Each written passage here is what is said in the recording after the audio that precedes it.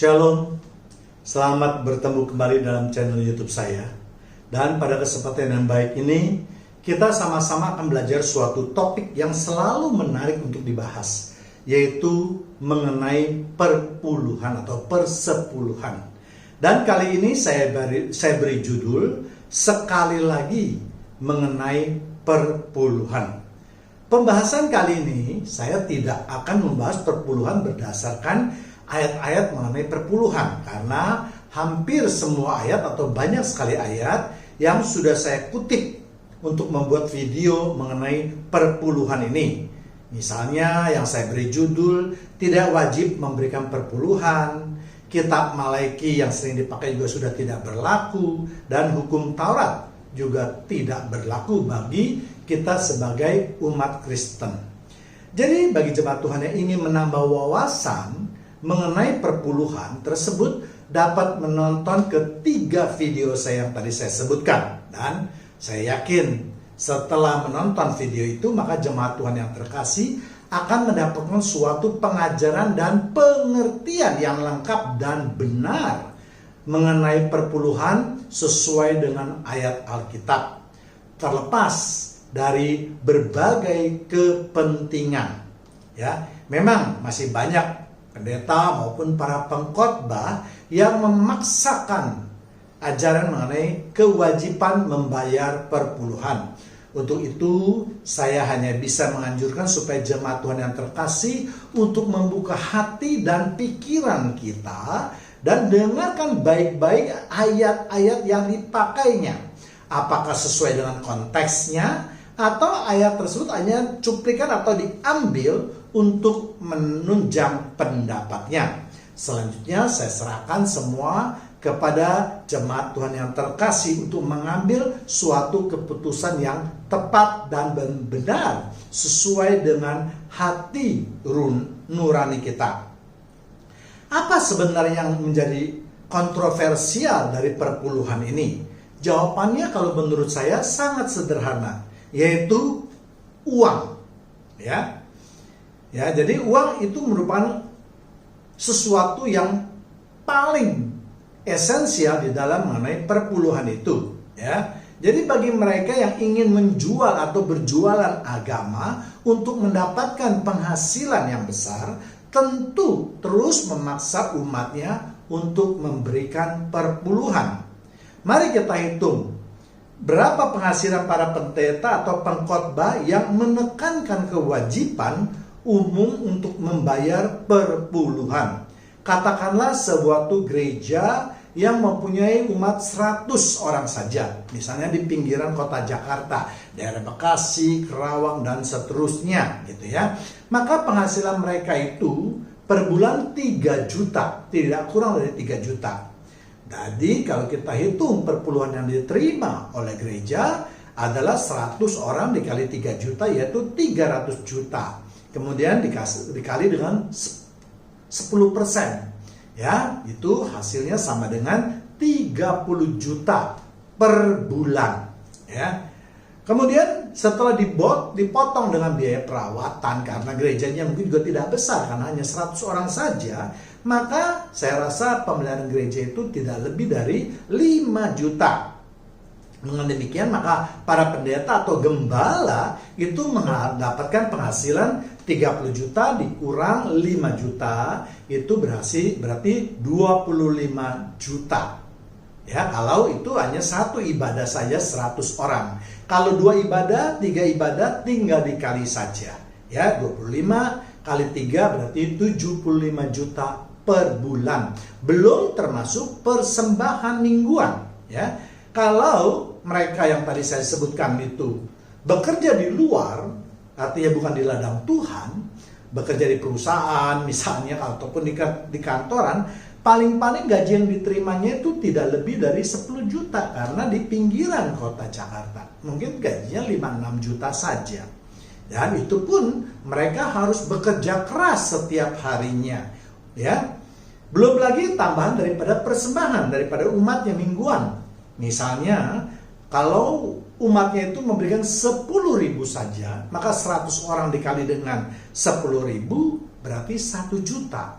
Ya, 1 juta dikali dengan 4 minggu berarti 4 juta. Jadi total penghasilan daripada pendeta atau gembala atau para pengkhotbah yang mengelola gereja itu adalah kurang lebih ya 25 juta ditambah dengan 4 juta yaitu 29 juta. Ini minimal ya. Ya, jadi kalau rata-rata yang tadi saya ambil bisa 2 kali ibadah saja pagi dan sore ya tentu sebelum kita mengalami keadaan seperti sekarang ya, yaitu ibadah online. Kalau ibadah biasa tetap muka 2 kali saja berarti penghasilan mereka 50 juta ditambah dengan 4 juta adalah 54 juta ya. Sedangkan di kota-kota besar seperti di Jakarta, Surabaya, Bandung dan lain-lainnya tentu penghasilannya sangat menggiurkan ya. Mari kita hitung penghasilan mereka. Kalau suatu gereja rata-rata yang 1.000 orang saja ya, di Jakarta banyak yang 1.000 orang dan ibadah mereka 2-3 kali ya. Demikian juga di kota Surabaya, bahkan ada yang membuat sampai 3.000 ya. Kita itu 1.000 saja, nanti akan kita kalikan. Dan penghasilan mereka yang tinggal di kota besar yaitu di Jakarta tidak kurang dari 10 juta. Kalau mereka gaji 5-6 juta tinggal di Jakarta, maka pasti mereka tidak bisa hidup ya. Kontrakan, rumah, apalagi dia punya keluarga, wah jelas tidak mungkin bisa hidup ya. Jadi penghasilan mereka rata-rata saya anggap adalah 10 juta ya. Kalau perpuluhan yang diterima 1.000 orang dikali dengan 10 juta maka berarti 10 miliar. Dan kalau dikali dengan 10% berarti 1 miliar mereka mendapatkannya setiap bulannya. Itu kalau 1.000 dan 1 kali ibadah. Kalau 2 kali ibadah 2 miliar. Kalau 3 kali ibadah 3 miliar. Ya, kalau dia punya umatnya 2.000 6 miliar. Kalau umatnya 3.000 9 miliar. Ya, belum lagi persembahan mingguan. Kalau mingguan rata-rata mereka memberikan 50.000 dikali dengan 1.000 maka mereka mendapatkan 5 juta atau dikali dengan 4 per bulannya menghasilkan 200 juta. Ya, jadi kalau kita hitung misalnya dipotong dengan sewa gedung mereka karena ada di mall, bahkan sekarang juga ada pengkhotbah yang dibayar, dipesankan supaya selalu khotbahnya itu mewajibkan perpuluhan kepada jemaatnya.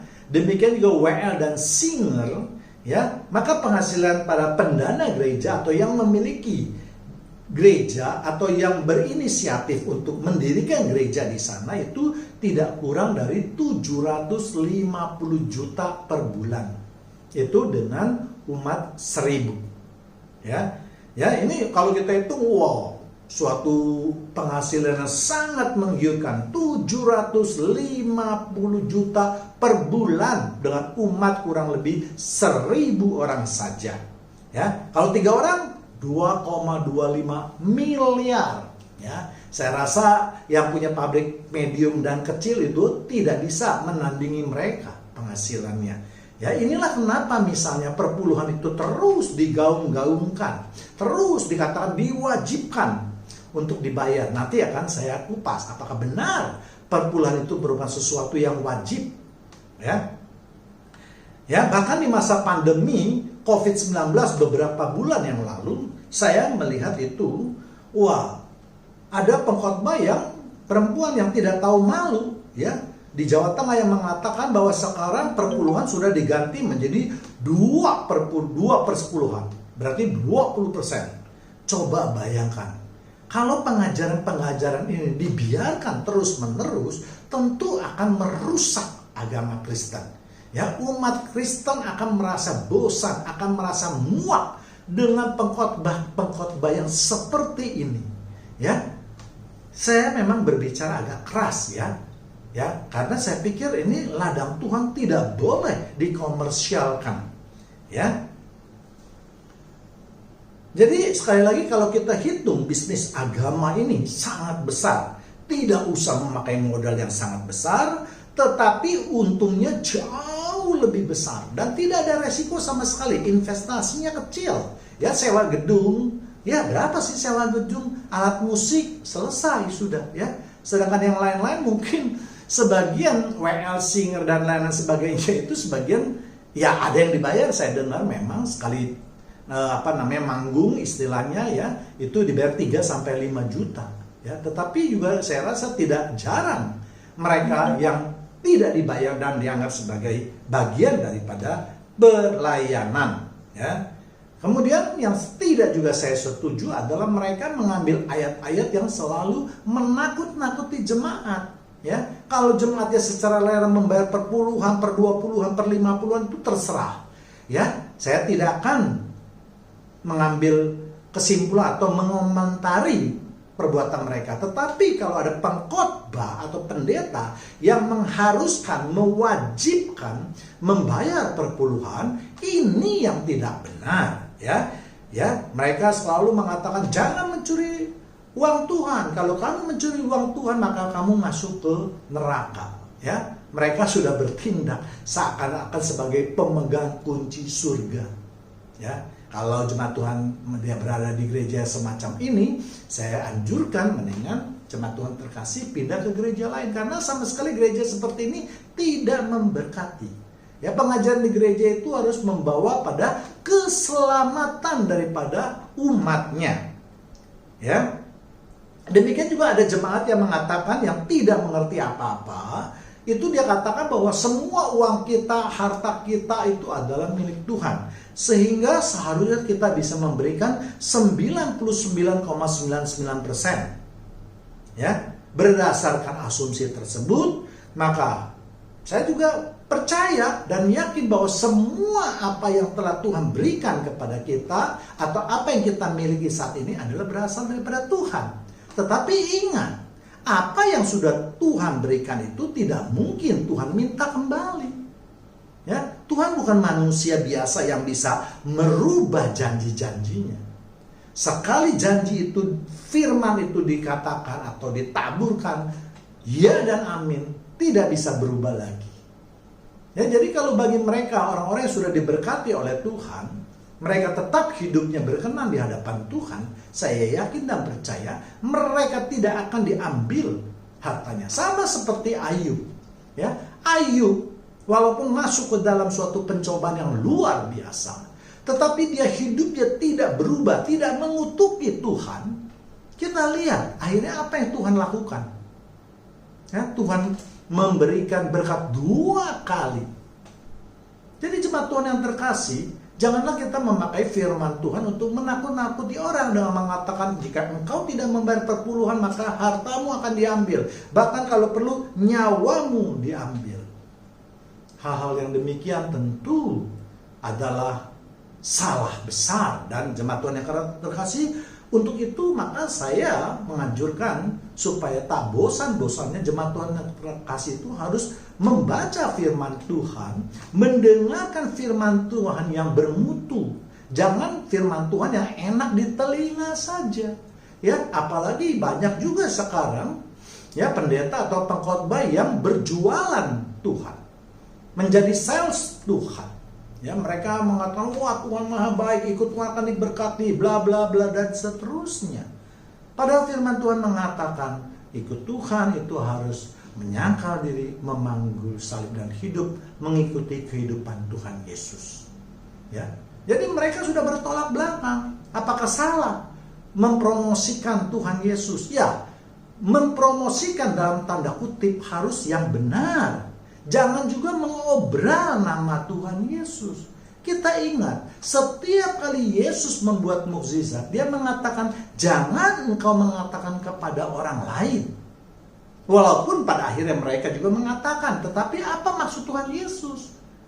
Maksud Tuhan Yesus mereka percaya itu bukan karena janji-janji gombal yang diumbar dan khotbah, tetapi mereka percaya dalam iman bahwa mereka mengikuti Yesus akan mendapat keselamatan, hidup yang kekal, bukan hidup mewah di dunia ini.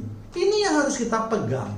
Ini yang harus menjadi perhatian utama kita untuk mengikut Tuhan Yesus.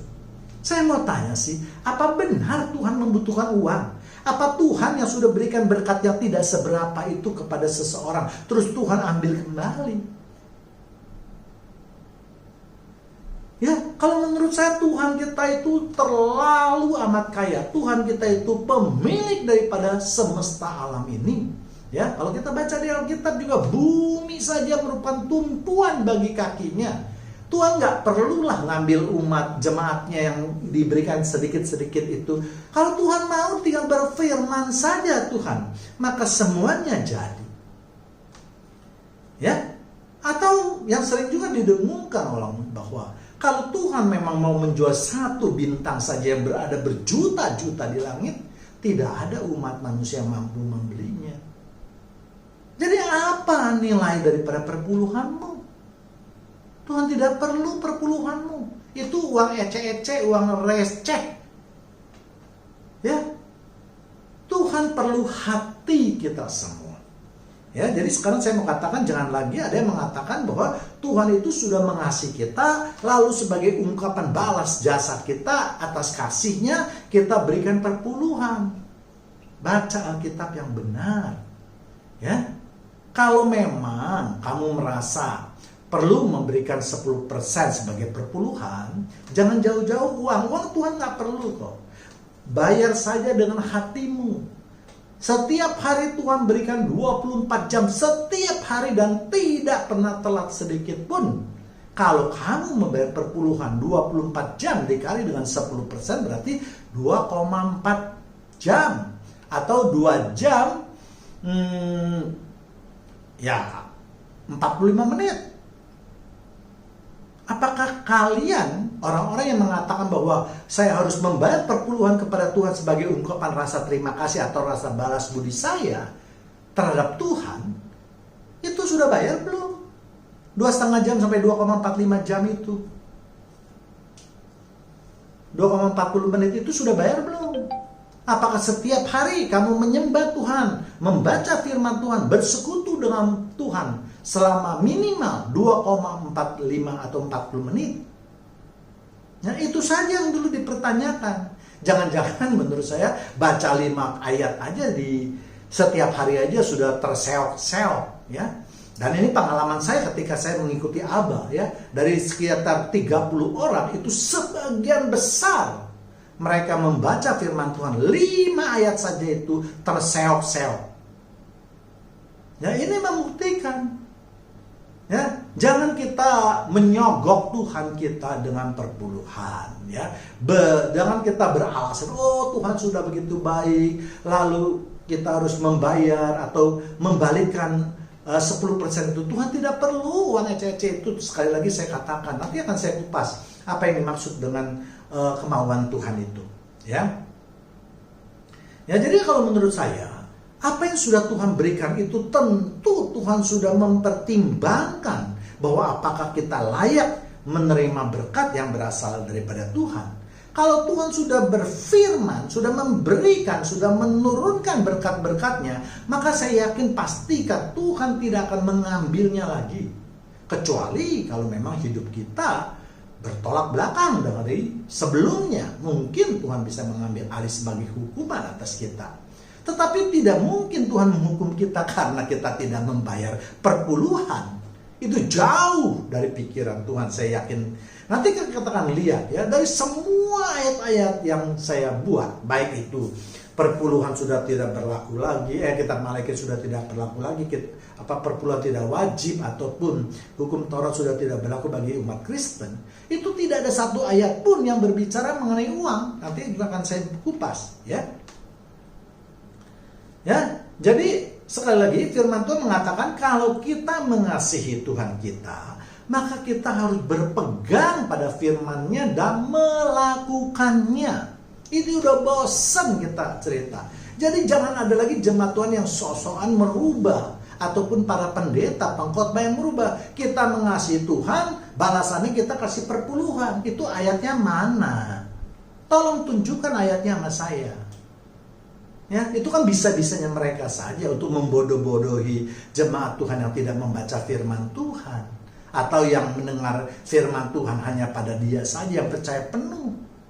Ya, zaman sekarang apalagi kita lihat di media sosial, di YouTube khususnya, banyak sekali pengkhotbah yang abal-abal, ya. Dan sekali lagi, saya mau berikan contoh. Salomo yang mendirikan bait suci dari emas, lapisnya dilapis dengan emas. Tuhan mengatakan tidak akan memadai untuk menampung kebesaran Tuhan. Apalagi uang-uang perpuluhanmu, ya kan? Tidak usah jauh-jauh lah.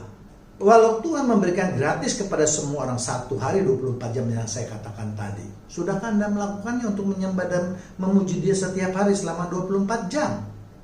Jadi marilah kita berpikir hanya berdasarkan firman Tuhan. Jangan berdasarkan pengkhotbah. Jangan berdasarkan pengkhotbah, apalagi pendetamu yang memang tujuannya kalau menurut saya hanya untuk mencari uang, menjual agama.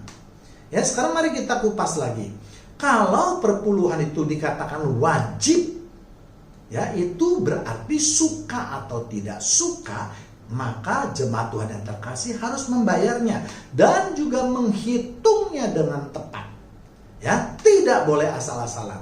Kalau asal-asalan maka itu tidak dapat dikatakan perpuluhan. Ya, banyak orang juga mengatakan waktu Abraham dia bayar kepada Melkisedek. Ya, siapa itu Melkisedek dulu? Apakah Melkisedek itu orang biasa? Ya, pelajari dengan Alkitab dengan benar. Ya, Melkisedek itu merupakan Kristofani dari Tuhan Yesus. Ya, baca dong asal usulnya Melkisedek. Dia tidak berbapak, tidak beribu. Ya.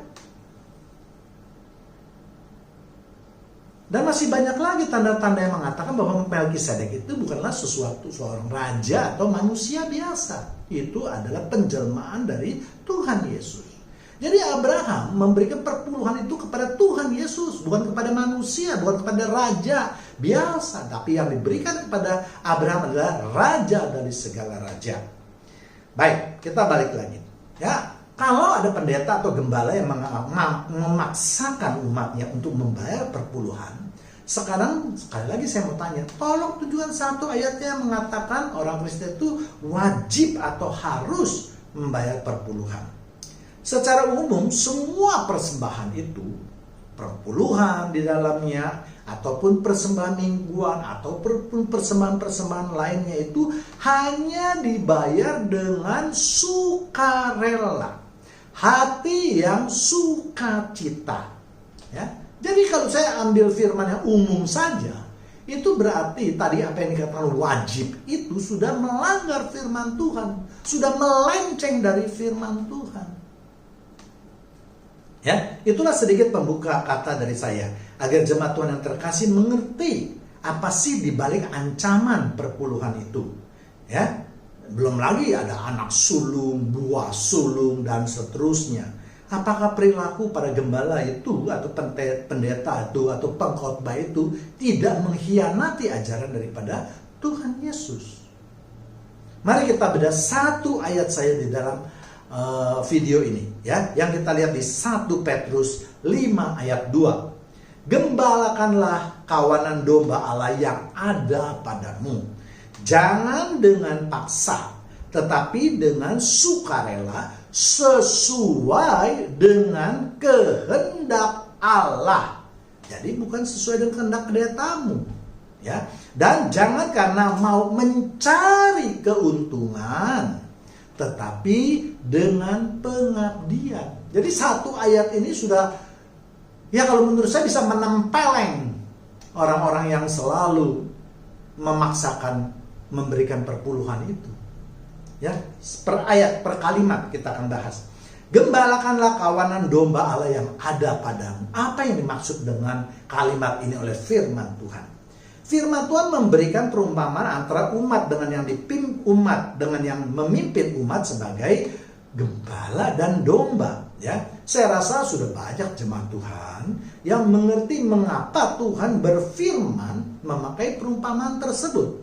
Domba adalah hewan yang lemah, mudah tersesat, dan tidak mempunyai alat bela diri seperti kambing, yaitu yang berupa tanduk misalnya. Jadi satu-satunya perlindungan diri dari domba adalah ada pada gembalanya. Ini yang harus dimengerti terlebih dahulu. Esensi dari arti domba dan gembala. Jangan langsung mengatakan, oh ya saya sebagai gembala, kamu sebagai domba. Apa yang saya katakan itu kamu harus nurut. Bukan itu yang dimaksud dengan firman Tuhan. Yang dimaksud firman Tuhan adalah sebagai gembala, sebagai pendeta, maka dia harus menjaga domba-dombanya. Bukan memeras domba-dombanya. Ya. Sehingga dengan analogi seperti itu, gembala tidak boleh memaksa atau menyakiti dombanya. Itu bukan domba gembala, tetapi dikatakan domba Allah. Artinya domba itu kepunyaan Allah. Jadi kalau ada pendeta yang memaksa untuk mewajibkan dombanya memberi perpuluhan, itu berarti dia telah memeras domba milik Allah. Ingat loh, bukan domba milikmu yang diberikan itu, tetapi domba Allah. Ya, sekali lagi, firman Tuhan mengatakan apa? Ingat loh, ya, umat yang kau gembalakan itu bukanlah dombamu, tetapi domba Allah. Kalau kalian para gembala atau pendeta yang mengangkat diri sebagai gembala dari domba-domba tersebut, lalu kerjanya hanya memeras domba Allah, menakut-nakuti domba Allah, apakah pekerjaan kalian berkenan di hadapan Allah? Ya, firman Tuhan mengatakan bahwa gembala itu harus mengenal suara dombanya, dan sebaliknya dombanya pun harus mengenal suara gembalanya. Kita lihat di Yohanes 10 ayat 27 dan 28. Domba-dombaku mendengarkan suaraku dan aku mengenal mereka dan mereka mengikuti aku. 28. Dan aku memberikan hidup yang kekal kepada mereka. Ya, dan mereka pasti tidak akan binasa sampai selama-lamanya. Dan seorang pun tidak akan merebut mereka dari tanganku. Jadi para gembala maupun para pendeta, ingat, domba yang sekarang menjadi umatmu itu adalah titipan Tuhan, adalah domba Tuhan, domba milik Tuhan Yesus. Dan bagaimana pertanggungjawabanmu terhadap tugas yang diberikan oleh Tuhan Yesus kepada kalian. Sebaliknya jemaat Tuhan yang terkasih juga harus mengerti bahwa kalian itu bukan domba perahan dari para gembala maupun pendeta. Jadi jangan terlalu menurut pada mereka apa yang dikatakannya. Semua itu harus dicek dulu kebenarannya.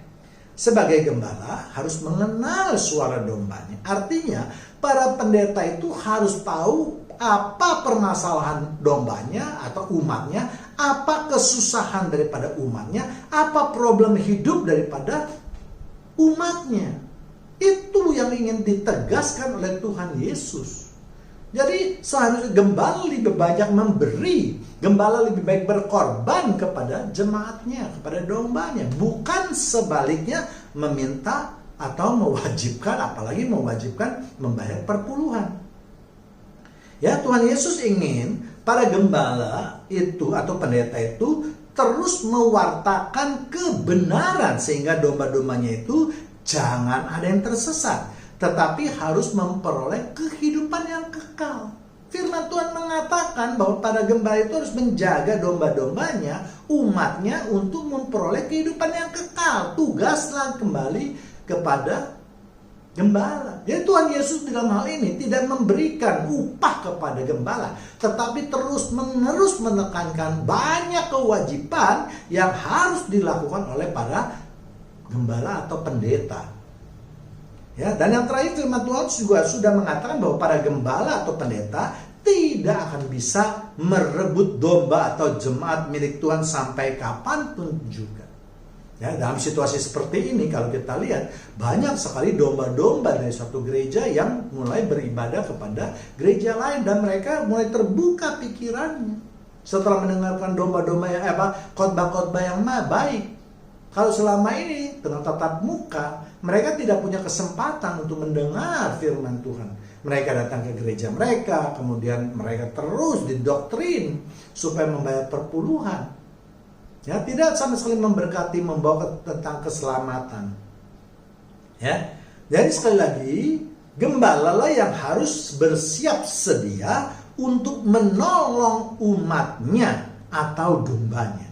Saya yakin gembala atau pendeta yang mempunyai jemaat yang mencapai ribuan itu, apalagi ada yang sampai 5.000, 10.000, itu tidak mengenal dombanya satu persatu. Ini saja sudah salah. Karena firman Tuhan mengatakan gembala itu harus mengenal suara dombanya. Dombanya udah pasti mengenal suara penggembalanya. Tapi gembalanya tidak mendengar suara dombanya atau tidak mengetahui, tidak mengerti, tidak memahami suara dombanya. Ya, kalau demikian mengapa kalian tidak bersyukur, malah masih terus memaksakan domba-domba untuk memberikan atau mewajibkan perpuluhan. Jadi kalian harus bersyukur kalau yang punya jemaat sampai 5.000, 10.000, ya kan? Bersyukurlah kalian bahwa mereka masih memberikan perpuluhan kepadamu. Padahal kamu tidak melakukan kewajibanmu, yaitu mengenal suara dombamu, mengenal secara pribadi domba-dombamu. Ya, alasannya klasik pasti, tidak mungkin Pak. Dengan sekian banyak kita mengenal satu persatu. Apakah firman Tuhan itu mengatakan dombanya, kalau kamu atau kalian tidak sanggup untuk menjaga domba begitu banyak, ya bagi domba kalian kepada gereja lain yang kekurangan domba. Ya kan? Jangan tidak mau membagi, terus alasannya tidak mungkin, tidak ada waktu, tidak bisa mengenal dombanya dengan demikian banyak. Ya, jadi kalau menurut saya bersyukurlah kalian. Karena walaupun kalian tidak mendengar suara domba, domba tetap memberikan persembahan kepada kalian. Ya, domba yang dititipkan oleh Tuhan itu jangan terus dicukur, diperas susunya. Ya, tetapi kalian tidak memberikan makanan yang baik. Seharusnya kalian memberikan makanan yang baik dulu dan yang bergizi terlebih dahulu, sehingga domba-domba itu menjadi gemuk. Kemudian mereka berbulu tebal dan banyak menghasilkan susu. Nah, bila waktunya tiba, maka kalian boleh mencukur dombanya atau memeras susunya. Dan domba pun akan senang menerimanya. Kenapa? Karena memang bulu yang tebal itu tidak mungkin dipakai oleh domba pada waktu musim panas. Itu sangat menyiksa domba. Nah, waktu itulah boleh kalian mencukur bulu dombanya. Sehingga dengan mencukur pun si domba tidak merasa dia kehilangan. Si domba tidak merasa dia itu tersiksa. Tetapi kalau kalian mencukurnya pada waktu musim dingin, dombanya akan merasa tersiksa. Ya, jadi jemaat Tuhan yang terkasih, bukan berarti kalian tidak perlu memberikan sesuatu kepada gereja ataupun gembala. Boleh saja. Ya kan? Bila kita diberkati semua silakan, tapi yang saya ingin tentang adalah mereka yang selalu mewajibkan atau menakut-nakuti dengan berbagai ayat. Ini yang saya tentang ya. Jadi jangan salah paham bahwa saya anti perpuluhan, tidak ya. Mau perpuluhan, mau 2 perpuluhan, mau 5 perpuluhan, 50 perpuluhan itu terserah saja. Ya, tetapi yang ingin saya tentang adalah bila mana ada pengkhotbah atau pendeta atau gembala yang mewajibkan dan terus-menerus memberitakan perpuluhan, ini yang harus dirapikan atau diluruskan kembali. Jadi saya sekali lagi menganjurkan kepada jemaat Tuhan yang terkasih, kalau kalian setiap minggu hanya diberikan khotbah mengenai perpuluhan, mewajibkan bayar perpuluhan dan seterusnya, ya menurut saya lebih baik kalian mencari gereja yang lebih baik, yang memberikan keselamatan buat kalian semua. Ya, percumalah membuang waktu ke gereja itu. Kalian tidak mendapatkan apa-apa kok. Apa sih tujuan bergereja atau beragama sekalipun? Tujuannya adalah supaya kita dapat mengambil bagian dalam kerajaan Allah, kerajaan sorga. Ya, jadi bukan untuk hidup di dunia ini, apalagi dengan diperas, ditakut-takuti, bahkan mungkin merasa beban yang harus dipikul, ya, karena penghasilan yang pas-pasan setelah diambil dengan perpuluhan, lalu penghasilan menjadi kurang, keluarganya menjadi terlantar, apalagi kalau pada waktu ada sakit, sehingga dia harus meminta tolong ke sana kemari, ya, apalagi sekarang pandemi ini. Ya, banyak sekali jemaat Tuhan yang mungkin susah sekali mendapatkan penghasilan. Sementara pendetanya masih terus membeli mobil, membeli rumah. Apa ini pantas gitu loh? Ya kan? Dalam situasi seperti ini, di mana domba-dombanya hidup berkekurangan. Bukannya pendeta atau gembala itu memberi, tetapi masih terus meminta. Ya, apalagi kita lihat sekarang ya, banyak sekali pendeta yang menjadikan gereja itu seperti dinasti keluarganya ya. Gembalanya dia sendiri, istrinya wakil gembala, anaknya bendahara, anak nomor 2-nya sekretaris, dan seterusnya. Jelas ini tidak boleh terjadi dalam suatu gereja. Nanti kita akan melihat bagaimana Tuhan atau firman Tuhan sudah mengatur semua segala sesuatunya dengan baik. Ya, kalau yang terjadi hal-hal seperti itu, tentu penyelewengan dana itu jelas. Dan tidak ada orang yang mengontrol gereja tersebut. Akhirnya apa yang mereka lakukan, dinasti itu lakukan, itulah yang menjadi ketetapan atau peraturan di gereja. Ya, kita lihat sekarang syarat-syarat daripada yang telah ditetapkan oleh firman Tuhan untuk suatu pengurus atau penatua gereja. 1 Timotius 3 ayat 2-4 dan ayat 6-7. Ayat 2, karena itu pemilik jemaat haruslah seorang yang tak bercacat, suami dari satu istri, dapat menahan diri, bijaksana, sopan, suka memberi tumpangan, cakap mengajar orang. 3, bukan peminum, bukan pemarah melainkan peramah, pendamai, bukan hamba uang. 4, seorang kepala keluarga yang baik, disegani dan dihormati oleh anak-anaknya. 6, janganlah ia seorang yang baru bertobat, agar jangan ia menjadi sombong dan kena hukuman iblis. 7, hendaklah ia juga mempunyai nama baik di luar jemaat, ya, agar jangan ia digugat orang dan jatuh ke dalam jerat iblis. Ya, jadi kalau kita baca ayat tadi, banyak sekali suatu ketetapan-ketetapan atau syarat-syarat yang telah ditetapkan oleh Tuhan sebagai penatua gereja atau penilik daripada gereja. Ya, kita lihat apa sih artinya penilik. Penilik dalam KBBI itu adalah orang yang mengawasi. Penilik, orang yang mengawasi. Jadi kalau dikaitkan dengan gereja, berarti orang yang mengawasi aktivitas di gereja. Nah, siapa yang mengawasi aktivitas gereja itu? Ya tidak lain adalah gembala atau pendetanya atau wakilnya. Kemudian juga ya para anggota majelis gereja. Ya, jadi janganlah kalian mengangkat para penilik gereja itu sesuai dengan kehendak sendiri atau keinginan kalian sendiri, ditabrak semua firman-firman Tuhan. Tetapi kalau berbicara mengenai perpuluhan Tuhan, wah, firman Tuhan itu harus dilakukan, harus itu ditaati, harus itu dilaksanakan. Ya.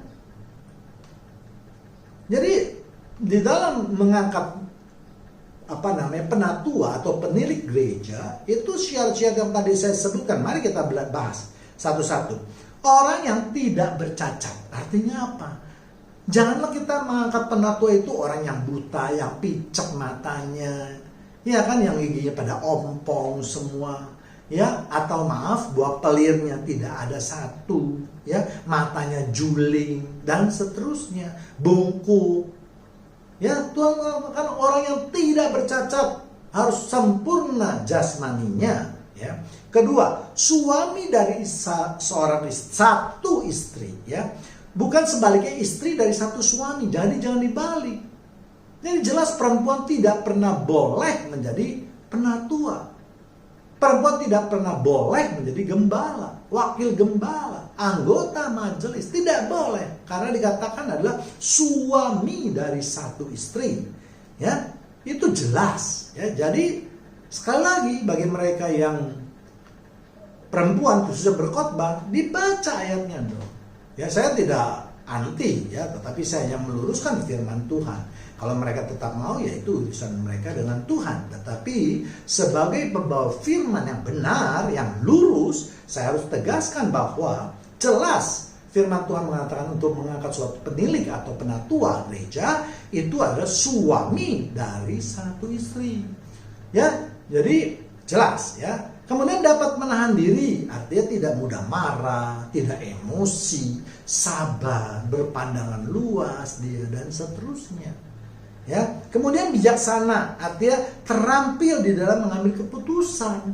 Ya, tentu ini berbicara juga mengenai latar belakang, pendidikan, pengalaman. Makanya ya nanti tadi disebut janganlah orang yang baru bertobat diangkat sebagai penentu atau penilik. Ya, sekarang banyak sekali orang yang mulai bertobat dari agama sebelah langsung diangkat jadi pengkhotbah, gembala dan seterusnya, penilik ya. Kemudian sopan, jika berbicara itu menghargai orang, tahu tata krama. Jadi jangan merasa karena saya hamba dari 10.000 terus saya sombong. Apa yang saya katakan itu harus dilaksanakan. Ingat firman Tuhan menetapkan bahwa kalian para gembala itu harus merendahkan diri. Suka memberi tumpangan, ya artinya suka menolong dan bukan meminta-minta. Jelas ini ya. Apalagi yang saya katakan tadi, memaksa, mewajibkan membayar perpuluhan kepada para jemaatnya, ya. Tidak boleh. Udah tidak suka memberikan tumpangan, artinya suka menolong. Nah, dalam keadaan pandemi seperti sekarang ini, saya ingin tanya, itu para gembala-gembala itu yang hidupnya berkelebihan, apalagi yang termasuk 10 pendeta yang terkaya di Indonesia yang mempunyai harta ratusan miliar, mobilnya itu miliaran juga. Pernah nggak kalian sekarang menolong jemaatmu? Pernahkah kalian memberikan tumpangan? Nah, ini firman Tuhan yang benar, ya. Kemudian cakap mengajar, artinya memahami firman Tuhan dengan benar, mengajarkan kebenaran firman Tuhan. Jangan hanya tiap hari membicarakan mengenai kewajiban membayar perpuluhan tanpa melihat ayat-ayat yang lain, ya. Jadi cakap mengajar artinya kalau dia bisa mengajar dengan baik, tentu dia mempunyai ilmu yang baik di dalam kepalanya. Ya, tidak coba mengambil beberapa ayat yang lebih jahat lagi kalau mereka tahu bahwa sebenarnya ayat itu tidak berbicara mengenai perpuluhan tapi dipakai oleh dia untuk memakainya di dalam khotbah. Ini yang lebih jahat ya.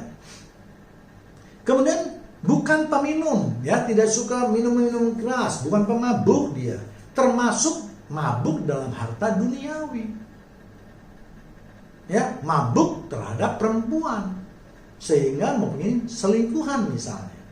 Ya, bukan pemarah melainkan peramah. Tadi sudah dikatakan berarti dia harus panjang sabar, ya, dalam menghadapi keluhan-keluhan daripada dombanya. Jangan segera ditolak, itu saya banyak tugas, saya sibuk sekali mengurusi kegiatan saya, pelayanan saya. Jadi urusan kamu tangani sendiri. Ini bukan sebagai penilik atau penata gereja sesuai dengan firman Tuhan. Ya, bukan hamba uang, jelas dikatakan, ya. Ya, ini yang terpenting dalam hubungannya dengan perpuluhan. Firman Tuhan sudah mengingatkan kalau menjadi penilik jemaat, maka sifat hamba uang ini harus dibuang jauh-jauh. Ya, sekali lagi saya ingin tekankan, ya, kalau sudah diberikan perpuluhan aja, kalian harus bersyukur bahwa masih dapat. Sekarang banyak sekali orang-orang yang tidak bisa makan dengan baik, tidak bisa makan dengan makanan yang bergizi, mau kerja juga tidak bisa karena dia PPKM, harus tinggal di rumah sementara dia tidak punya uang. Dia harus menjual setiap hari harta bendanya. Nah, adakah hamba Tuhan atau gembala yang mulai memberikan pertolongan kepada dombanya? Sejauh ini saya belum pernah lihat. Memang ada 1-2 gembala yang diekspos di medsos memberikan sumbangan kepada orang-orang miskin yang jauh-jauh. Nggak usah jauh-jauh lah. Yang dekat aja dulu nih di gerejamu. Kita harus tahu apakah benar umatmu, dombamu itu semua berkecukupan sampai saat ini. Atau sebaliknya mereka pontang-panting mencari nafkah. Ya. Kemudian jangan yang baru bertobat, artinya jangan baru mereka yang baru mengenal Tuhan, baru dipermandikan terus kemudian sudah diangkat, ya, karena mereka merupakan kerabat, ya. Mempunyai nama yang baik, artinya jangan suka menipu, jangan suka berbohong, mengajar firman Tuhan harus sesuai dengan kehendak Tuhan. Ya, jangan sesuai dengan kehendaknya dia. Jelas ini adalah menipu. Ya. Kemudian jadi kalau firman Tuhan sudah dengan baik dijalankan, kalau firman Tuhan yang tadi saya sebutkan itu dapat dijalankan dengan baik, maka gereja atau gembala itu tidak akan bisa bertindak sembarangan sesuai dengan perutnya sendiri, ya, karena ada banyak pengawas yang akan memprotes kebiasaan-kebiasaan yang diambil oleh gembala. Sayangnya ajaran firman Tuhan ini tidak dijalankan. Ya, yang dijalankan hanya atau dipaksakan hanyalah beri perpuluhan. Ya, ya, jelas kalau menurut saya ini adalah suatu kekeliruan yang besar. Ingat pertanyaan Yesus kepada Petrus sampai 3 kali. Yohanes 21 ayat 15. Sesudah sarapan Yesus berkata kepada Simon Petrus, "Simon, anak Yohanes, apakah engkau mengasihi aku lebih daripada mereka ini?" Jawab Petrus kepadanya, "Benar Tuhan. Engkau tahu bahwa aku mengasihi engkau." Kata Yesus kepadanya, "Gembalakanlah domba-dombaku." Dan perkataan ini diulang sampai 3 kali. Artinya ini adalah benar-benar pesan yang sangat penting. Jadi kalau ada jemaat Tuhan yang mengatakan mengasihi Tuhan dengan memberikan perpuluhan, atau ada pengkhotbah atau gembala yang mengatakan, "Oh, kalau kita mengasihi Tuhan maka kalian harus memberikan perpuluhan kepada saya." Ingat Yesus mengatakan, kalau engkau mengasihi Tuhan, kalau engkau tunduk pada perintah Tuhan, maka gembalakan domba-dombaku yang baik. Nanti kita akan belajar apa arti gembala, mengembalakan. Ya, jadi jelas firman Tuhan sekali lagi mengatakan kalau kalian itu mengasihi Tuhan, gembalakan domba-dombanya dengan baik. Sehingga domba-dombanya itu menjadi sehat, menjadi gemuk. Bukan menjadi kurus dan berpenyakitan, apalagi sampai berkudis. Ya, sampai 3 kali loh, ingat loh gembala atau mereka yang sudah selalu mengatakan harus wajib itu. Ya, kalau bagi jemaat Tuhan yang saya sering baca di komen maupun di video saya, ya banyak sekali yang nyinyir seperti itu. Baca firman Tuhan dengan baik, ya. Jangan dengar sedikit terus pantang aceh ngomong, asbun aja asal bunyi. Ya, baca terlebih dahulu, ingat terlebih dahulu apa yang dikehendaki oleh Tuhan Yesus. Ya. Jadi kalau ada gembala atau pendeta yang tidak mengerti ayat ini, saya rasa tidak mungkin, karena ayat ini sudah sangat sering diberitakan. Namun yang menjadi permasalahan adalah mengapa para gembala atau pendeta tidak mau mengembalakan domba-domba Tuhan dengan baik. Jawabannya karena mereka tidak mengasihi Tuhan Yesus. Mulutnya mengatakan kasih, tetapi perilakunya tidak mencerminkan itu. Makanya Tuhan mengatakan memang benar bangsa ini, orang-orang ini memuliakan nama Tuhan dengan bibirnya saja. Nah, di bibir mengatakan, oh iya kita harus taat, kita harus sayang kepada Tuhan Yesus, kita harus melakukan firman Tuhan. Tetapi mereka tidak melakukannya. Sama deh seperti orang Farisi maupun ahli-ahli Taurat. Makanya Tuhan Yesus mengatakan apa? Turutilah perkataan mereka, tapi jangan ikuti perbuatan mereka. Ya. Jadi mereka itu jelas cinta akan uang, bukan cinta pada domba-dombanya, sehingga mereka masa bodoh dengan keadaan domba-dombanya. Yang penting sekarang mereka mendapatkan uang sebanyak-banyaknya.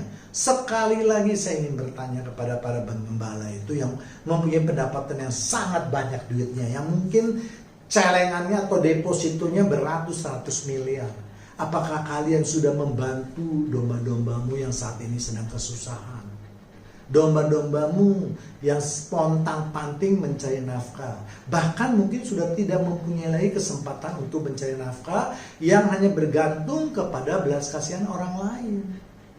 Ya, jangan yang jauh-jauh terus disorot kamera, ya. Nah, itu Tuhan mengatakan engkau telah menerima upahnya dan engkau tidak akan pernah menerima upah dari Tuhan. Ya. Ya, sekarang kita lihat apa artinya mengembalakan. Mengembalakan berarti itu menjaga keselamatan dan memelihara ternak, terutama di padang rumput. Ya, jadi Yesus menginginkan para gembala atau pendeta untuk memelihara dan menjaga keselamatan para domba Tuhan atau umatnya Tuhan. Dan itu sudah dinyatakan sampai 3 kali. Ya, di dalam Alkitab kalau dikatakan 3 kali itu artinya sudah sangat penting, ekstrim pentingnya, penting banget kalau bahasa anak muda zaman sekarang. Ya, dan itu harus mendapatkan perhatian daripada pembaca dengan sungguh-sungguh. Ya, Yesus tidak pernah mengatakan cukurlah bulu dan peraslah susu dombamu setiap saat atau secara berkala atau ketika kamu membutuhkan uang atau dana. Ya, jadi kalau ada gembala atau pendeta yang masih mencari ayat untuk melakukan pembenaran terhadap kewajiban membayar perpuluhan, jelas sangat bertentangan dengan ayat-ayat yang tadi telah saya sebutkan. Dan masih terlalu banyak ayat yang secara langsung maupun tidak langsung yang menyatakan bahwa Yesus lebih mengutamakan keselamatan domba-dombanya. Bagaimana caranya menyelamatkan domba-domba Tuhan? Yaitu dengan memberitakan firman Tuhan sesuai dengan kehendak Tuhan Yesus. Mengajarkan bagaimana mereka melakukan firman Tuhan dan menjauhi larangannya. Dan yang pasti adalah tidak hidup dalam kemewahan atau kedagingan. Yesus sudah menyatakan bahwa dialah gembala yang baik. Apa ini maksud dengan gembala yang baik? Yaitu gembala yang mengembalakan domba-dombanya dengan baik, yang bersedia berkorban demi domba demi keselamatan domba-dombanya. Ya, Yohanes 10 ayat 11. Akulah gembala yang baik. Gembala yang baik memberikan nyawanya bagi domba-dombanya. Jadi kalau kita perhatikan, semua firman Tuhan itu tidak pernah berbicara mengenai gembala yang harus diselamatkan, gembala yang harus dicukupkan pendapatannya, gembala yang harus diberikan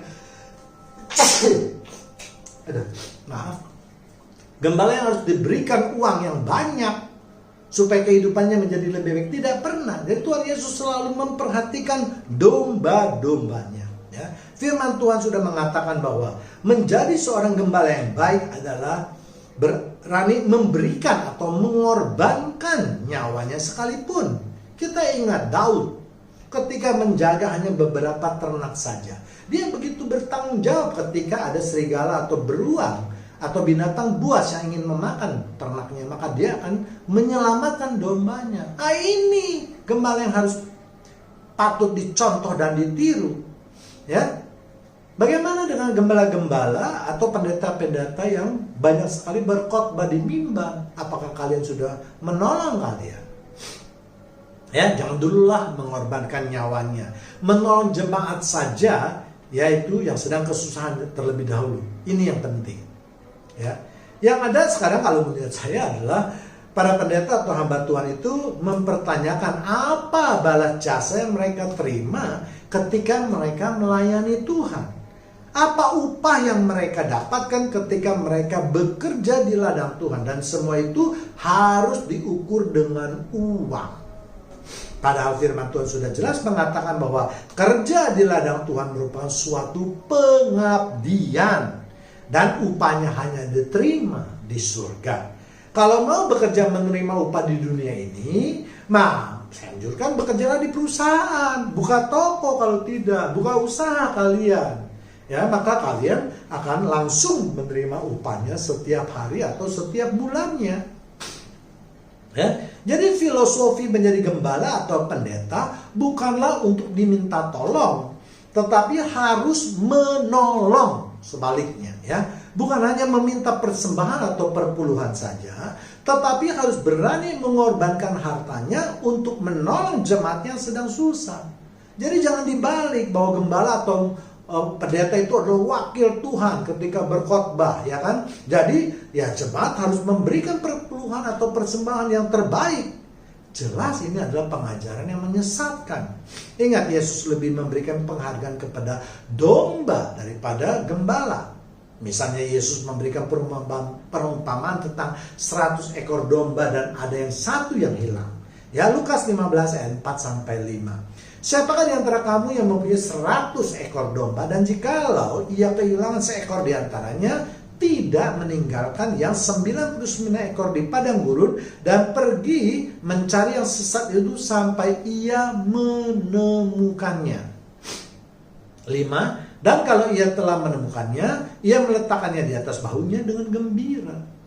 Ya, jadi Yesus sendiri tidak pernah menyatakan bahwa Yesus sangat menyayangi para gembala atau para pendeta, ataupun para orang-orang Farisi atau ahli-ahli Taurat, atau pemuka agama. Yesus tidak pernah memanjakan mereka. Yang menjadi perhatian atau yang dimanjakan oleh Yesus adalah domba-dombanya. Bahkan tadi dikatakan dalam perumpamaan tersebut, gembala harus berusaha mencari yang seekor yang hilang itu, walaupun hanya 1 ekor, sementara dia masih mempunyai 99 ekor. Ya, jadi harus diperhatikan ini, ya. Jadi janganlah para gembala atau pendeta merasa yang wakil Tuhan yang selalu harus dihormati. Kalau mereka mengerti akan pengajaran Yesus yang sebenarnya, justru mereka adalah pelayan dari domba-dombanya. Jadi jangan ada lagi yang mengeluh tidak punya cukup dana untuk hidup dan seterusnya. Ya, pemazmur mengatakan sebagai gembala maka ia harus membaringkan dombanya di padang rumput yang hijau dan air yang tenang. Ya, Mazmur 23 ayat 2-4. Ia membaringkan aku di padang yang berumput hijau. Ia membimbing aku ke air yang tenang. 3. Ia menyegarkan jiwaku. Ia menuntun aku di jalan yang benar oleh karena namanya. 4. Sekalipun aku berjalan dalam lembah kekelaman, aku tidak takut bahaya, sebab Engkau besertaku. Gadamu dan tongkatmu, itulah yang menghibur aku. Inilah yang dilakukan oleh para gembala atau para pendeta. Sebagai gembala atau pendeta, mereka harus membaringkan dombanya di padang yang berumput hijau. Apa artinya? Artinya para gembala atau pendeta itulah yang harus menyediakan makanan buat pada dombanya, bukan meminta makanan dari domba-dombanya. Mana mungkin domba bisa memberikan makanan kepada gembala. Ya, jadi perumpamaan antara gembala dengan jemaatnya itu harus difahami benar-benar. Jangan karena ada kepentingan pribadi langsung dibalik, diputar-putar ayatnya, ya. Para pendeta harus menuntun umatnya di jalan yang benar berdasarkan firman Tuhan, dan jangan mengajarkan hal-hal yang tidak ada hubungannya dengan keselamatan. Ya, mengajarkan mukjizat, jika engkau memberikan perpuluhan maka tingkap-tingkap langit akan dibukakan bagimu. Itu omong kosong. Ya. Ya, jadi jangan lagi kita kalau engkau memberikan perpuluhan maka engkau akan dilipatkan 30 kali, 60 kali, 100 kali, omong kosong juga itu. Ya. Tuhan memberkati kita bukan karena kita membayar perpuluhan. Tuhan memberkati kita bukan karena kita menyogok Tuhan. Nah, Tuhan memberkati kita karena kita mengasihi Dia. Apa arti mengasihi Dia? Begitu luas. Yang jelas adalah melakukan firman-Nya. Ya, jadi ajarlah jemaat kalian itu dengan menumbuhkan iman percaya yang tebal kepada Tuhan. Bahkan para gembala atau pendeta juga harus bersama-sama dengan jemaat Tuhan melewati lembah kekelaman, ya, dan membuat jemaatnya kuat menghadapi semua itu dalam keadaan yang sukacita atau minimal ada damai sejahtera. Apakah ini yang pernah diajarkan para gembala atau pendeta di gereja? Apakah jemaat Tuhan pernah mengalami pertolongan yang demikian hebat dari gembala atau pendeta di gereja kalian masing-masing? Kalau mereka hanya berkata nanti saya doakan ya, atau berdoalah minta kepada Tuhan, saya sibuk dengan pelayanan saya, ini jelas bukan gembala yang baik. Gembala yang mendengar suara dombanya, bukan. Ya, jadi sekali lagi Yesus tidak pernah mengajarkan perpuluhan adalah sesuatu yang penting di dalam kekristenan. Tetapi yang Yesus ajarkan adalah membuat orang beriman kepadanya.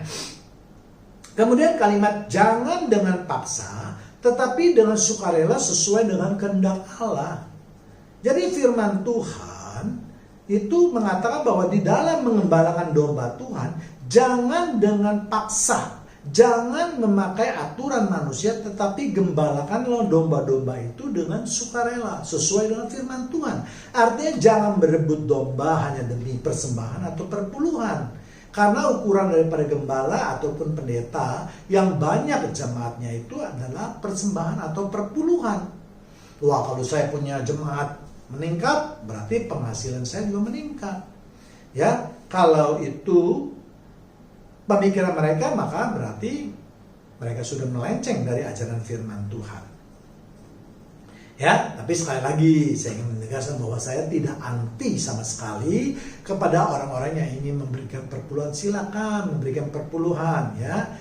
Saya tidak melarang. Yang kembali lagi saya tegaskan, yang saya lawan adalah mereka para pengkhotbah, pendeta, gembala yang terus menekankan pemberitaan firman Tuhan hanya dengan tema perpuluhan, persembahan, mukjizat dan lain-lainnya. Itu tidak benar, ya, tidak baik gitu ya. Sebab tujuan utama seharusnya adalah yang tadi saya katakan, gembalakanlah domba-domba Tuhan agar mereka mencapai keselamatan atau mendapatkan keselamatan. Inilah hal yang paling esensial di dalam kekristenan. Kemudian kalimat, dan jangan kamu mau mencari keuntungan. Ya, firman Tuhan dengan jelas mengatakan bahwa penggembalaan bukanlah sesuatu yang ditakar dengan untung rugi. Ya, jadi jangan ada lagi gembala atau pendeta yang hanya melihat bahwa wah, kalau penghasilan saya tinggi berarti saya diberkati oleh Tuhan. Bukan itu. Ya, daripada kerja tempat lain lebih baik saya mendirikan gereja. Saya bekerja di pengkhotbah di gereja. Biar pesanannya tiap hari, tiap minggu itu mengenai perpuluhan. Sekali datang dibayar 5 juta saya dengar. Satu bulan 4 kali 20 juta, lumayan. Kemudian masih ada sisa waktu 25-24 hari. Bisa lagi dia ngamen di tempat lain. Nah, saya rasa ini kurang baik ya. Mendapatkan penghasilan itu sah-sah saja. Tetapi cara mendapatkan penghasilan itu juga harus mendapat perhatian kita. Ya. Jangan sampai karena ada pesanan lalu para penggembala, para pendeta mulai mencari ayat-ayat lagi, menakut-nakuti jemaat Tuhan agar mau memberikan persembahan yang banyak. Ya, saya banyak mendengar. Ya, saya ada beberapa ke gereja lain yang mengatakan bahwa jika engkau mengasihi Tuhan, jika engkau menyayangi Tuhan, mencintai Tuhan, maka berapa persembahan yang kalian sediakan buat Tuhan? Ya, hal-hal seperti ini tidak mendidik sama sekali. Ya, jualan agama terus. Ya. Kita lihat Yesus dalam pengajarannya juga tidak pernah mengajarkan kehidupan yang mewah. Jadi gembala-gembala, pendeta-pendeta, jangan hidupmu bermewah-mewah. Ya, bahkan ketika ada seorang murid yang bertanya di mana dia tinggal, Yesus menjawab, Matius 8 ayat 20, Yesus berkata kepadanya, serigala mempunyai liang dan burung mempunyai sarang, tetapi anak manusia tidak mempunyai tempat untuk meletakkan kepalanya. Yesus ketika masih hidup di dunia itu tidak mempunyai rumah, apalagi rumah yang mewah. Apakah Yesus tidak mampu untuk membuat mukjizat, untuk membuat suatu rumah mewah yang besar misalnya, seperti istana misalnya? Oh jelas, sangat mampu Tuhan Yesus. Ya, tetapi yang menjadi permasalahan itu bukan pengajaran Yesus. Itu bukan menjadi contoh dari Yesus kepada umatnya, kepada jemaatnya. Yesus justru mengajarkan hal yang sebaliknya, yaitu hidup dalam kesederhanaan. Ya, demikian juga murid-murid Yesus ketika diutus untuk memberikan firman Tuhan. Mereka tidak dibekali dengan banyak uang agar mereka tidak kelaparan atau menderita di dalam penginjilan. Tetapi justru sebaliknya yang diajarkan oleh Yesus, yaitu di Matius 10 ayat 9 sampai 10. Janganlah kamu membawa emas atau perak atau tembaga dalam ikat pinggangmu. 10. Janganlah kamu membawa bekal dalam perjalanan. Janganlah kamu membawa baju 2 helai, kasut dan tongkat. Sebab seorang pekerja patut mendapat upahnya. Kalau kita lihat bahwa pesan Yesus kepada murid-murid yang akan melakukan penginjilan adalah jangan membawa barang berharga, karena memang itu tidak diperlukan, karena barang berharga itu tidak ada hubungannya dengan pengajaran Yesus. Ya, bahkan untuk pakaian dan sandal pun Yesus katakan kalau perlu hanya membawa 1 saja. Maksud Yesus adalah supaya mereka tidak diganggu oleh hal-hal duniawi. hal-hal di luar penginjilan. Ya kan? Mereka fokus kepada penginjilan. Dan supaya orang percaya bahwa harta atau sogokan atau melihat kehidupan daripada penginjilnya. Ya, kalau penginjil datang dengan kemewahan, maka orang yang diinjil akan bertanya nanti atau mempunyai asumsi, wah kalau kita ikut penginjilan mereka, maka kita akan hidup seperti mereka. Ya kan? Ya, Yesus tidak mengajarkan hal seperti itu. Dan yang terakhir yaitu seorang pekerja patut mendapat upah. Ya, nah ayat ini juga sering diterjemahkan atau dipelintir bahwa seorang gembala atau pendeta atau para pelayan Tuhan itu boleh menerima upah. Padahal yang dimaksud oleh Yesus adalah menerima upah berarti apa? Mendapatkan makanan, mendapatkan minuman, mendapatkan penginapan atau tumpangan untuk tidur. Bukan sekali lagi untuk mendapatkan hidup yang mewah. Ya, berbeda, sangat berbeda ya. Memang Tuhan mengatakan bahwa sebagai pelayan-pelayan Tuhan kita berhak untuk mendapatkan upah. Tapi upah apa sebenarnya? Upah di surga, bukan upah di dunia ini. Ya, jadi jangan dipelintir-pelintir ayatnya. Saya berani memberikan garansi bahwa para pelayan-pelayan Tuhan yang bekerja di ladang Tuhan dengan sungguh-sungguh, yang lurus memberitakan firman Tuhan, akan mendapat upah di sorga, yaitu kehidupan yang kekal. Ini yang dimaksud oleh Yesus. Kalau di duniawinya, ya itu hanya makan minum dan tempat tinggal. Hidup sederhana, sama seperti Yesus. Yesus pun sering makan di tempat-tempat orang, ya kan? Ya, jadi memang pikiran itu tergantung daripada hati, ya. Kalau hatinya terus berpusat, berfokus terus pada uang, maka kemanapun bicaranya, ujung-ujungnya itu pasti uang. Ya, Amsal 4 ayat 23. Jagalah hatimu dengan segala kewaspadaan karena dari situlah terpancar kehidupan. Jadi kalau tujuan dari gembala atau pendeta atau mencari uang, maka segala upaya pasti dikerahkan dan mengerucut kepada masalah keuangan.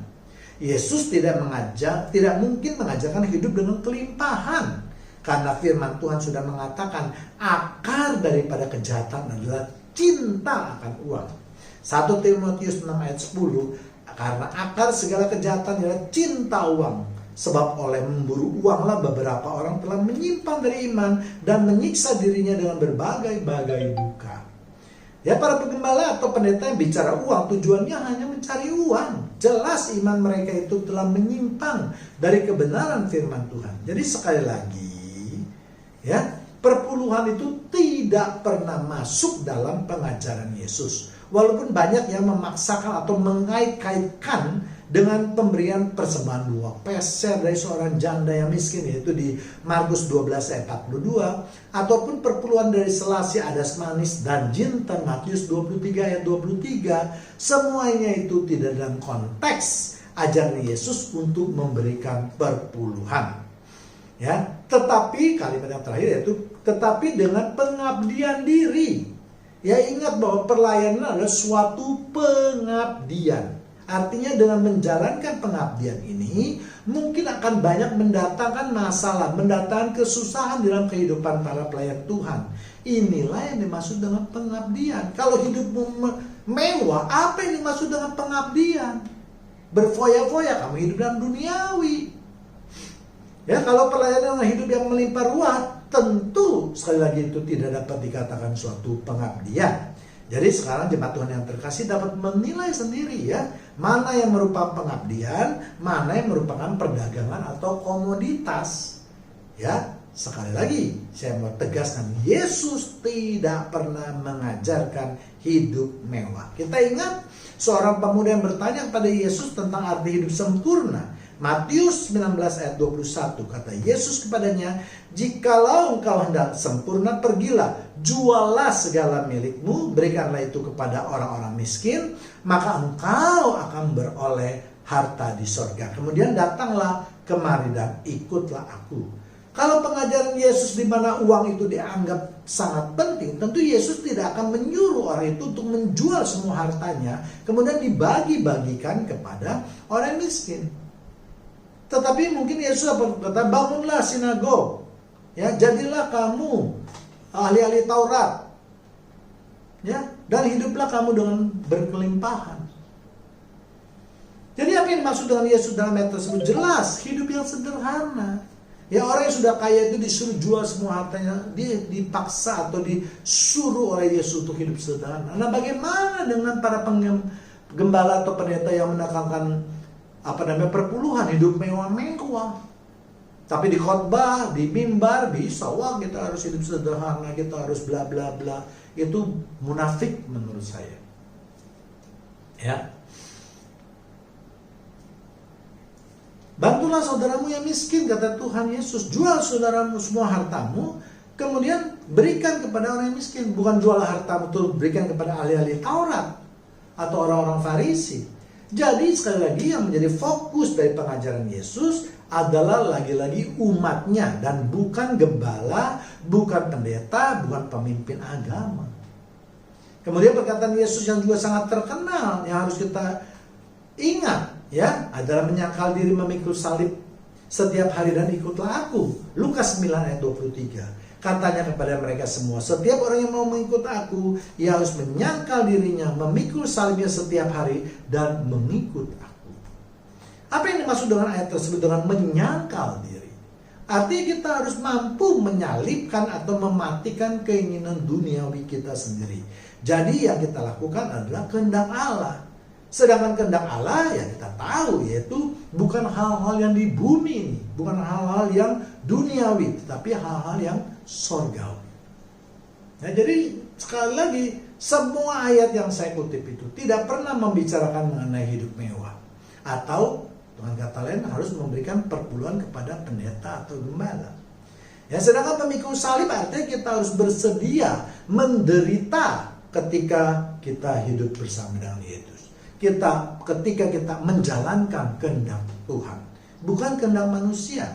Jadi Kristen bukanlah bicara mengenai mewah, tetapi juga hal yang sebaliknya. Tetapi saya juga mau ingatkan, kalau kita diberkati, bukan berarti kita itu harus hidup terus miskin di hadapan Tuhan. Kalau memang kita bisa menjalankan hidup dengan baik, misalnya seperti Salomo yang begitu hebat diberkati, silakan hidup. Tetapi jangan lupa, hiduplah sesuai dengan perkenan Tuhan. Itu yang penting. Bukan hidup sebagai manusia yang penuh dengan foya-foya dan keduniawian. Ya. Kemudian mengikut aku artinya kehidupan Yesuslah yang menjadi teladan bagi kita. Dari ketiga unsur tadi, sekali lagi tidak ada satupun yang berbicara mengenai soal uang. Tidak ada bicara mengenai hal keduniawian. Justru hal yang sebaliknya. Jadi sekali lagi kalau ada orang siapapun dia yang meminta perpuluhan ataupun persembahan atau mengatakan hal yang sangat disukai Tuhan adalah perpuluhan, itu adalah jelas-jelas mereka berada dalam kesesatan. Ya, kita harus hati-hati. Ya, itu bukan kehendak Tuhan. Tuhan tidak pernah mengajarkan hal-hal yang bersifat duniawi. Ya, sekali lagi. Ya, demikian juga dapat kita lihat mengenai kehidupan para rasul. Mereka semua sederhana. Mereka melihat hidup Yesus itu bagaimana, mereka mengikutinya. Ya kan? Bahkan kita tahu Paulus di dalam pelayanannya tidak pernah meminta-minta uang dari jemaatnya. Dia mengusahakan uang dari kantong pribadinya untuk melakukan pelayanan. Jadi sekarang jangan ada pendeta atau jemaat yang mengatakan, wah bagaimana nih, saya sudah menghabiskan waktu saya sudah bla bla bla, sudah ini, sudah begitu, kok saya tidak menerima upah, saya tidak boleh menerima perpuluhan, persembahan. Ya, ingat sekali lagi, yang diajarkan adalah hal-hal yang bersifat sorgawi atau tentang keselamatan. Ya. Jangan terus mengukur pelayananmu itu dengan meminta bayaran. Dan yang terakhir, di dalam kita menafsirkan suatu ayat, sekali lagi itu tidak boleh berdiri sendiri. Ya. Kita harus melihat konteksnya, kita harus melihat ayat-ayat lain. Apakah ayat-ayat itu bertabrakan dengan ayat-ayat lainnya? Ya, sebab banyak sekali jemaat Tuhan yang merasa hebat kalau bisa menguat suatu ayat yang berlawanan dengan ayat lain. Ya, mereka melihat contoh dari debat-debat debat kusir yang memang di mana yang berdebat itu tidak memiliki ilmu. Ya, dia nurut-nurut. Sesungguhnya dialah yang sudah menista. agama Kristen. Dia sudah menista Tuhan. Karena apa? Tidak boleh ayat yang satu dipertentangkan atau dilawan dengan ayat yang lain. Kalau ada ayat-ayat yang kamu tafsirkan bertentangan atau mendengar ada ayat-ayat yang ditafsirkan bertentangan, kamu harus baca dulu, dicek dulu di dalam Alkitab. Lalu pakai otak kita untuk berpikir. Kalau otak kita tidak mampu, baiklah kita mencari sumber-sumber yang baik, yang memang ahli, yang benar, selalu membawakan khotbah dengan baik. Nah, jangan mencari pada pendeta yang atau pengkhotbah yang abal-abal. Jelas kalian tidak akan mendapatkan suatu pengajaran yang baik. Ya. Jadi sekali lagi apa yang diajarkan oleh Alkitab? Ya, jadi Alkitab pasti mengajarkan keselamatan. Apakah duit itu merupakan yang menyelamatkan kita? Tentu saja tidak. Kan tadi sudah dijelaskan, cinta akan uang adalah akar dari permasalahan hidup kita. Jadi para pendeta atau gembala yang cinta akan uang, yang tiap hari berbicara mengenai perpuluhan, itu sudah jelas akan jatuh ke dalam dosa. Ya. Nah, kemudian juga yang selalu bertanya, bagaimana kalau gereja tanpa ada kegiatan uang? Bagaimana kegiatan gereja itu bisa berlangsung? Ya, saya juga mau mengatakan bahwa kalau gereja itu diberkati oleh Tuhan, kalau gereja itu benar-benar mengajarkan keselamatan, maka gereja itu tidak perlu takut. Tuhan pasti buka jalan, Tuhan akan memberikan jalannya. Bahkan saya yakin dan percaya Tuhan akan memberkati berlimpah-limpah pada gereja yang menjalankan firman Tuhan. Bukankah Yesus adalah pendiri daripada gereja yang pertama? Ya, tetapi kalau lain di mulut lain di hati itu susah. Di bibir mengatakan, wah kita gereja perlu banyak kegiatan, perlu banyak dana, perlu ini, perlu itu, perlu segala macam. Tetapi ketika uang sudah terkumpul, tidak pernah diberitakan, keuangannya tidak pernah dibuka, tetapi malah dipakai untuk kepentingan pribadi. Jelas ini adalah gereja yang munafik. Gereja yang telah menyalahkan kebaikan Tuhan. Dan saya yakin ini juga tidak akan mendapatkan perkenanan daripada Tuhan. Ya, jadi sebagai penutup saya akan mengutip 3 ayat lagi yang mungkin menjadi bahan perenungan kita. Yang pertama yaitu Hosea 6 ayat 6.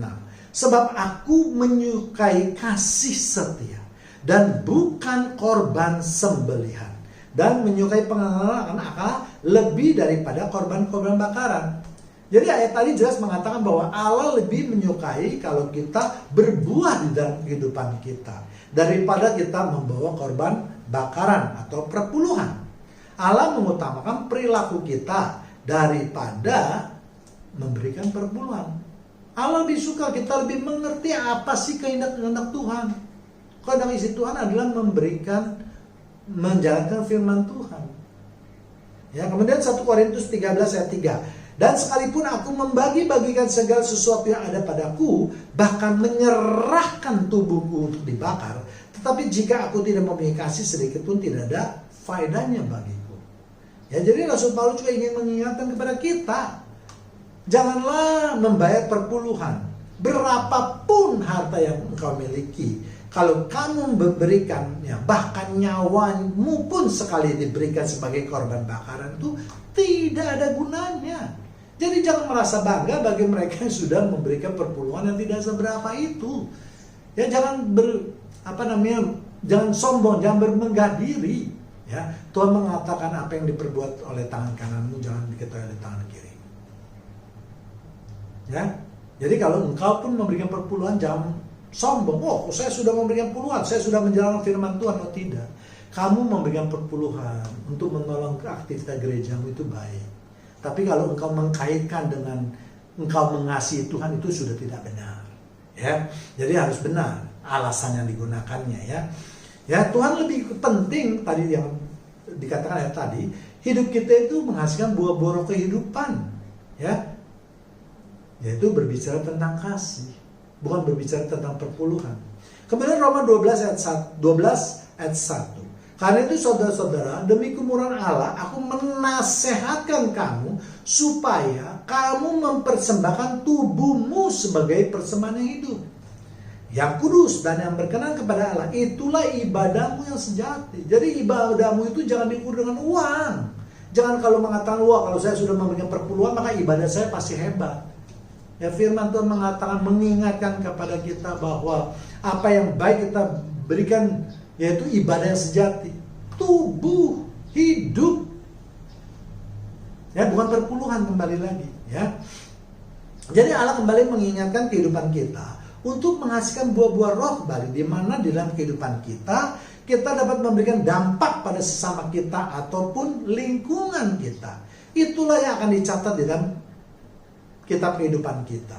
Tuhan tidak akan pernah menanyakan berapa besar perpuluhan yang telah kamu berikan, tetapi Tuhan akan bertanya bagaimana perilakumu di dunia ini. Ya, demikianlah perpuluhan ditinjau dari segi-segi yang lain atau sudut yang lain, ya. Mudah-mudahan memberikan pencerahan dan pengetahuan bagi mereka yang sungguh-sungguh mendengarkannya. Sedangkan bagi mereka, sekali lagi, yang mau memberikan perpuluhan silakan, ya. Saya tidak dalam kapasitas melarang. Namun jangan juga menghujat atau mengejek mereka yang tidak mau memberikan perpuluhan karena imannya mengatakan demikian, ya. Tetapi biarlah mereka juga mempunyai cara yang lain untuk terus menjalankan firman Tuhan atas bimbingan Roh Kudus, ya. Sebagai bahan perbandingan, jemaat Tuhan juga dapat melihat di video saya yang saya beri judul sedekah versus perpuluhan, ya. Demikianlah pemberitaan firman Tuhan pada kesempatan ini. Tuhan Yesus memberkati kita semua. Amin.